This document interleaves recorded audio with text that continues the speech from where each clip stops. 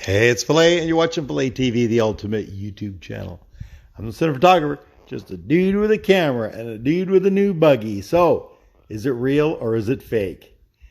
I'm pretty sure it's pretty fake. Either way, we're going to replace it with another body. But I got this. It's got a great motor. It's got a great run gear, real clean front end, real clean rear end, and it's been boxed. So we're going to flip this thing over. We're going to clean it up, replace the pans, and make it. All right, I pulled the body off of the new white Dune Buggy, and I moved it over here to the chassis of my 64, which was ready to go with BRMs and lowered, and it kind of looks pretty good to me. It's not where it's going to stay, but I had to put it someplace. At least I could roll it around. So, back to this pan. These poor master cylinders reservoirs just take a beating. Trip out those. This is pretty rusty and pretty frozen. However, you hear the master cylinder still totally pumping. That's pretty cool. So you can tell this hasn't been driven for a while. That accelerator pedal is going nowhere, and it clutches. It's pretty stiff. Okay, here's a look at the beam. It looks really good. You can see it was recently taken off and cleaned and painted, which is nice. We will do the same thing. Give it a nice gloss black shine, and we will clean up all that surface rust. Okay, to the floors. The floors from underneath do not look so bad. I'm going to flip this thing over in a little while, but you can see they put the diamond plate in here. They're smart to include drain holes. As you can see by the amount of sand, this was definitely a Pismo Beach Cruiser. And it's had some patches. This isn't so bad, so we can get this cleaned up, and I'll put the new quarter patches in place if needed. And we'll pull the carpet up, wire wheel the whole thing, and we'll either par 15 it or do a rhino liner or something.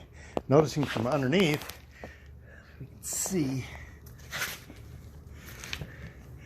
lots of long screws to hold in those panels they put, but besides surface rust and the typical battery tray, it doesn't look so bad. It has been boxed. I didn't even try to pull the bolts off. I just went ahead and cut them all off, but you can see it's been boxed. So it's going to be a start to a good buggy project. This will be another off-road one. Not a lot of gunk around the tranny. You can see it was painted. So who knows how great this training is going to be. I'm trying to be optimistic here. So it doesn't look too bad. It looks like it's just going to get cleaned up pretty easy. Be a lot of sand to deal with. So the first thing I'm going to do is get out the vac and shop vac this whole thing, get all the sand off of it as much as I can before I start pulling these panels off. I'm lucky today, Southern California, we have overcast skies. It's a little bit cool out, so I could sit in the shop without the AC on and get all this blown out of here before I get to work. So as soon as I get this cleaned up, I'm going to try and get this pan flipped over and take a look underneath.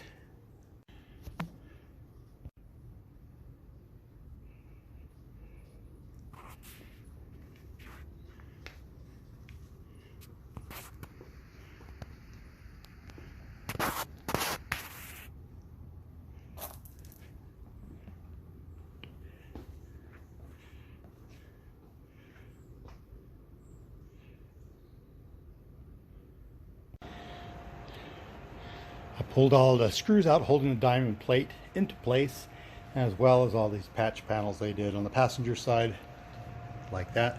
Pulled all those off, and it doesn't look too bad. We've got a lot of scaling, but you know, the aluminum was breaking down and just coated this place. I should have videotaped, should have recorded, I should say, as soon as I pulled them off. But let's go ahead and take these off and take a look at it. Quite surprised.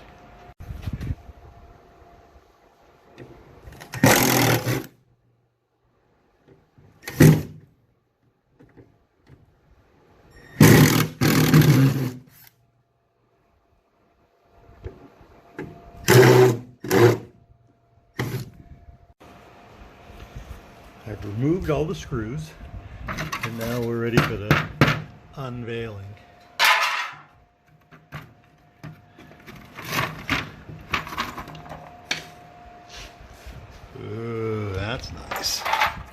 That's an easy fix. The front's the fun one. Oh yeah, we had an issue here.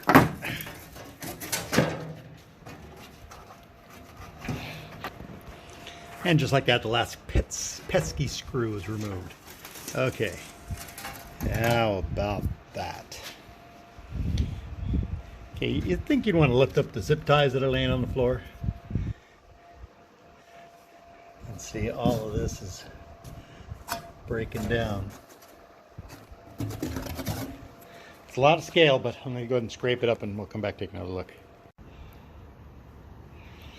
With the floors scraped and vacuumed and blown out, you can see that we do have some holes coming through, and it's kind of soft.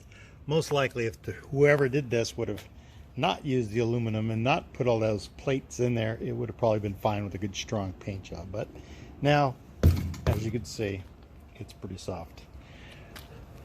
Back here, I don't want to disturb this corner, so we might just come in along here and replace all this side. So I'm going to go ahead and replace the quarter halves on these.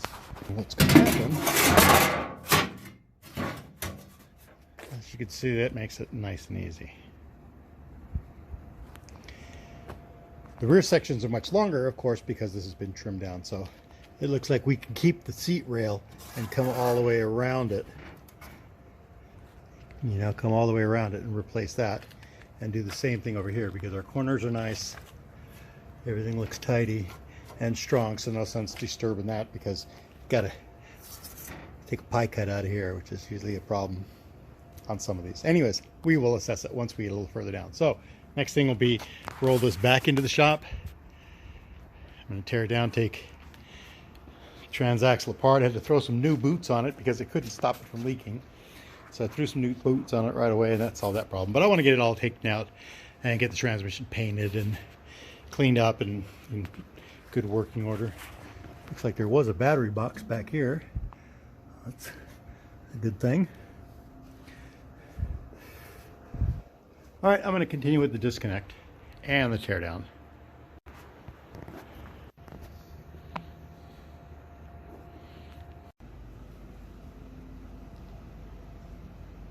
All right, what a difference a set of wheels, a little change in stance does for a car. Still going to go with a bigger wheel on the back.